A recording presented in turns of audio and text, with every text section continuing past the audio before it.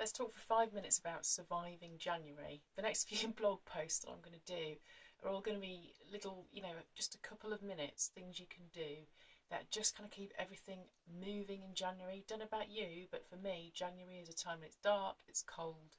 I feel almost like I've gone into hibernation.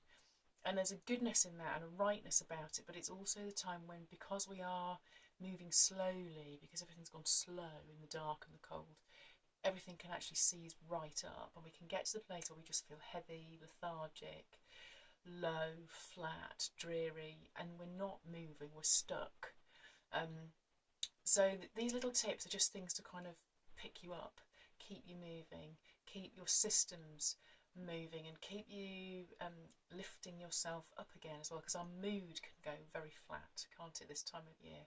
So these are just, I was just thinking, what are the things I use day to day that take 2 or 3 minutes in the course of a day that you can do almost while you're getting on with your life that just make a difference? So the number one that I use a lot when I feel like my immunity is low, my mood is low, when I feel like I've just gone really lethargic, flat, and I try and do this regularly as maintenance. In the shower is a great time to do it, so that I'm preventing myself from getting into that state, is this very quick little massage of some of the lymph points in the body.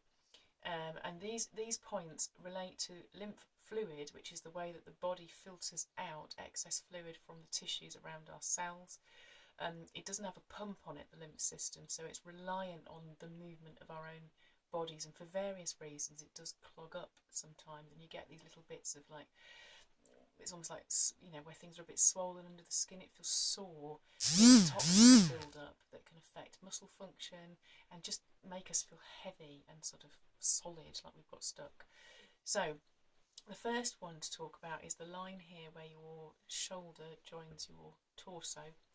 Just we're rubbing in little circles like that with the finger, but rubbing down in a straight line between the shoulder and the torso, all the way down. And you'll notice mine's a bit sore there. Notice the face, ow, a bit bruised, feels a bit gritty.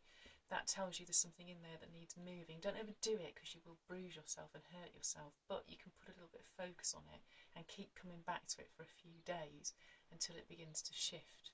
Okay, so that's what we call the central energy meridian. That's almost like the battery pack of your body, where fresh energy comes into you and gets stored for use by all the systems of your body. And the other really important one, if you only get time to do two, do that, and then just sort of out from your collarbone, from the centre of your collarbone, coming out towards the shoulders, about there. You may well notice you have 2 slight lumps on the front of your body. Rub there, just like that. That's the governing meridian, which is like the partner of the central one. It's the one that governs disposing, really, passing out of your body old, finished, spent stuff, things that are no longer useful for you. And that one can get sore. All right, and then you can begin to work on the lymph points that affect the systems of your body.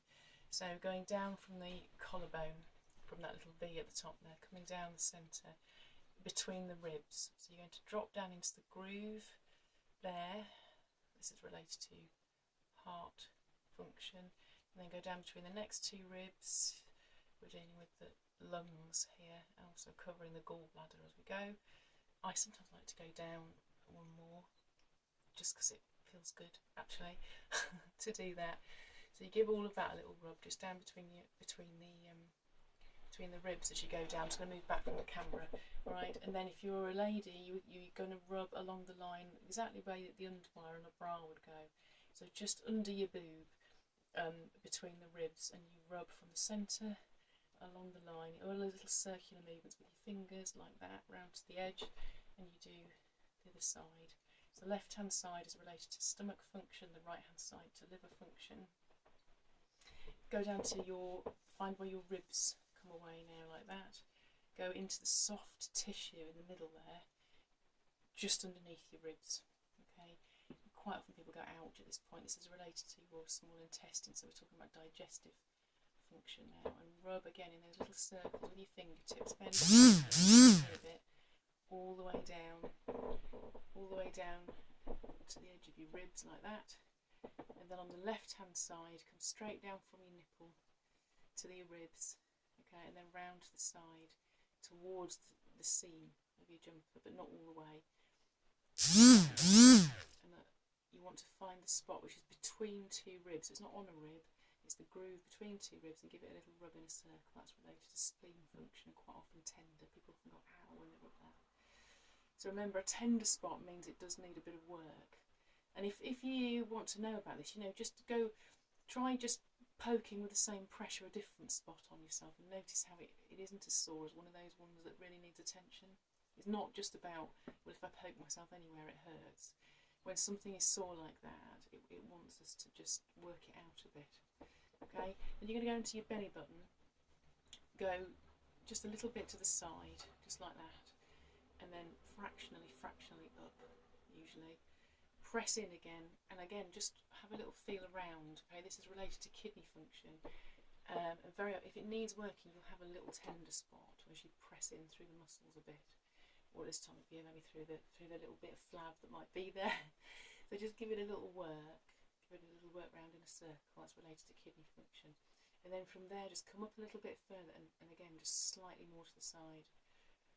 And again, work around until you just find the spot. This is related to your adrenal glands. And again, on very busy, stressed people and pressurised jobs, these can get really quite sore. So notice that as you're doing that. Okay. Some of these things are a bit embarrassing, aren't they? But there we are. So you're going to go down to your pubic bone, and you go in a straight line from the groin on one side, all the way across the middle.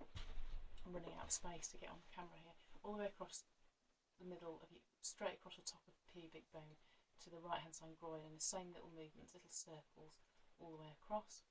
And then the last one, I'll have to put my leg on the chair for this one, is you start on the hip, basically on the hip, on the outside of your hip, where the seam of your trousers would go, and you work in those little circles all the way down the outside of the leg. And again, you may notice that some points are sore, some are not so sore, but you just work them down like that, all the way down to the knee, and that's the large intestine.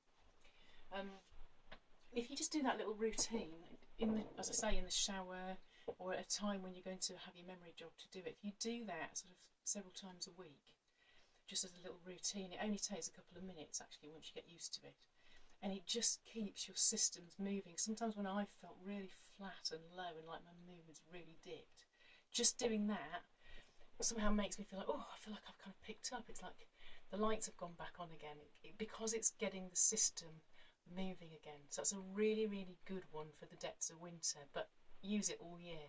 Okay, I'll catch you later with some more tips. Bye.